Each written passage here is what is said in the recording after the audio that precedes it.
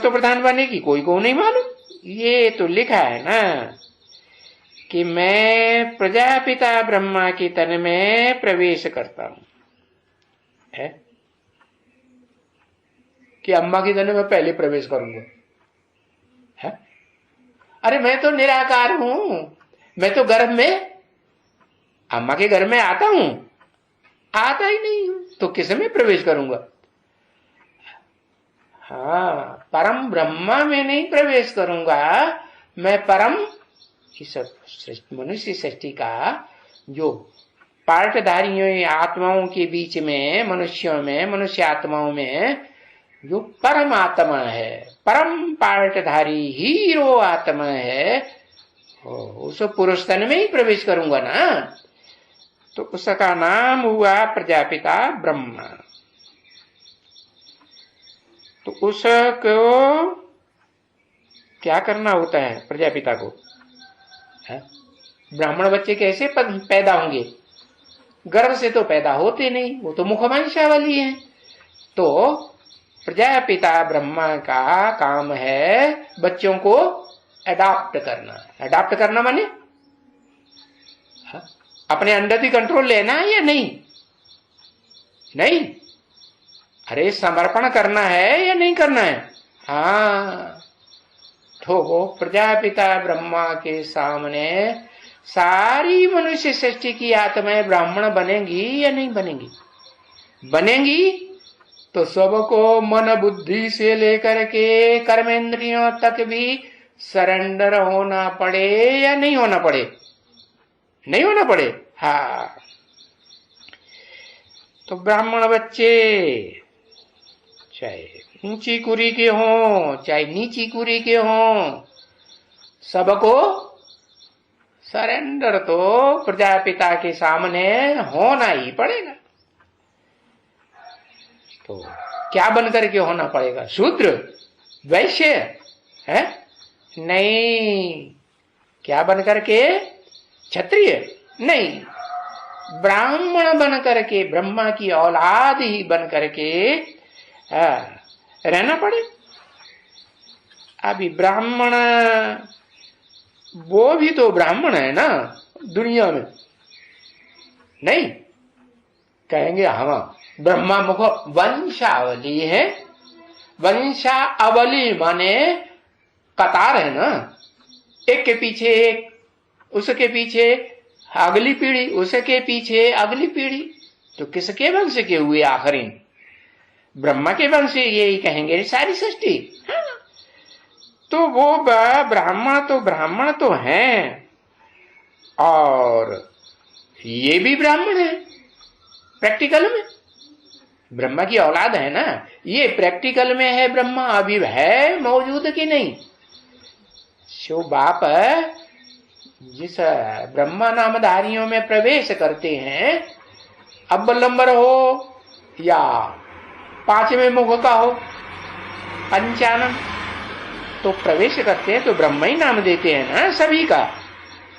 अरे ब्रह्मा को 4 मुख दिखाते हैं, 5 मुख दिखाते हैं। जिस मुख में भी प्रवेश करेंगे, जब भी प्रवेश करेंगे तो नाम क्या देंगे? ब्रह्मा ही नाम देंगे। तो उसके बच्चे सब क्या हुए? ब्राह्मण हुए ना। हाँ, तो मुखवंशावली हुए। तो देखो समझाते हैं, वो दुनिया में तो जिस्मानी वंशावली है, कोख वंशावली है। कोख से पैदा, गोद से पैदा होते हैं या मुख से पैदा होते हैं?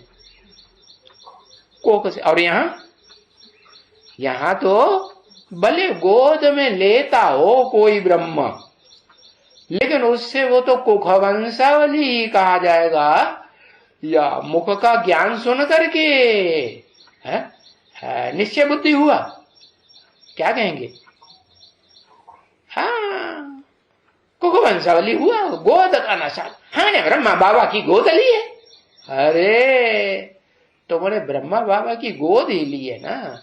ब्रह्मा के मुख से जो निराकार शिव ने ज्ञान सुनाया, उस पे तो तुमने मनन चिंतन मंथन नहीं किया। तुमने मनन चिंतन करके पहचाना कि मैं कौन से नंबर का ब्राह्मण हूं। जाना? कोई ने जाना? कोई नहीं जाना। और जिसने जाना पहले नंबर में, वो तो वो ही है? कौन? वो ही अर्जुन, वो ही आदम, वो ही नर है। इस मनुष्य सृष्टि का जितने भी नर हैं, उन नर में नर सिंह है कि नहीं? सिंह माने जितने भी जानवर होते हैं सबका राजा होता है ना। है? बाकी उससे जो छोटे शेर होंगे वो तो उसके जैसे बाल बच्चे हो गए। नहीं, जंगल में राजा एक होता है या अनेक होते हैं? जंगल में शेर है, शेर तो एक ही जंगल में एक ही राजा बन के रहेगा, दो रहेंगे? है? लड़ेंगे तो कोई जीतेगा कि नहीं?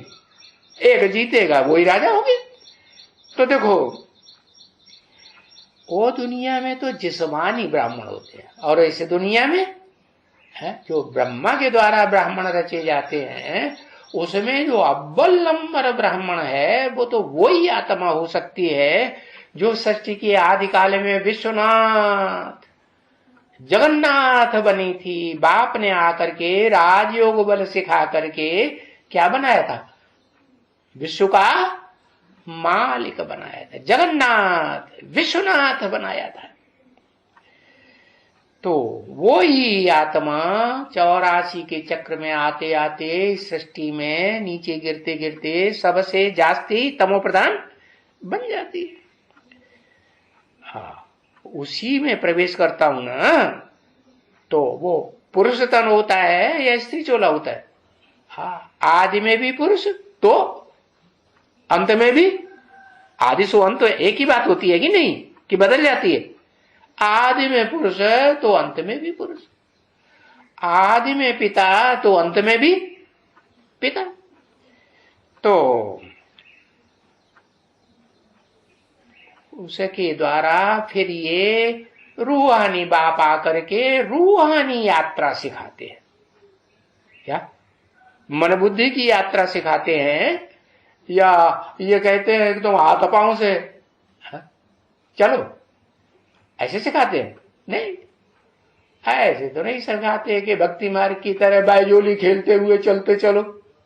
हाथ पांव को जो कर्म इंद्रियां कही जाती हैं उनको उपयोग करो, ऐसे कहते हैं? नहीं नहीं, क्या सिखाते हैं? रूहानी यात्रा। तो मन बुद्धि की यात्रा है। तो ये दुनिया में तो जिस्मानी ब्राह्मण है, जिस्म की यात्रा करते हैं।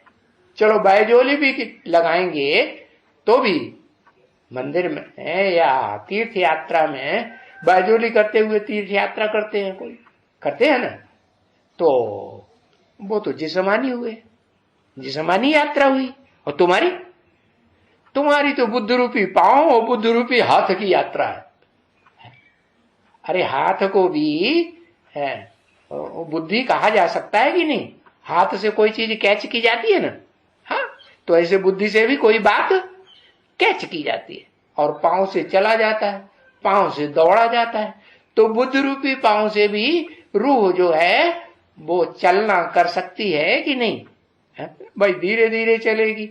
कोई होगा पहलवान, ज्यादा ताकत होगी आत्मा में, तो क्या करेगा? दौड़ेगा कि नहीं? हाँ, कोई दौड़ेगा, कोई उड़ेगा कि नहीं? नहीं उड़ेगा।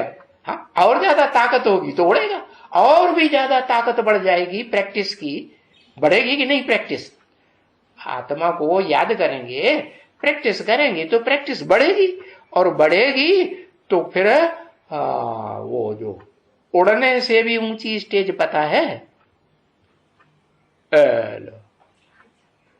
High jump. हाँ, हाई जंप लगाते हैं तो फिर एकदम ऊंचे चले जाते हैं।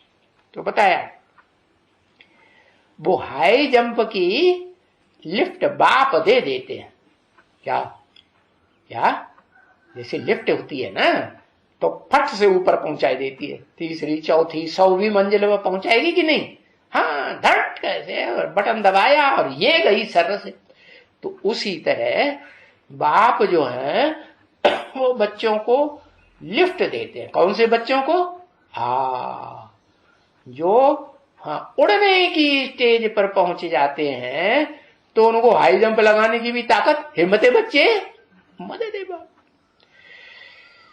तो देखो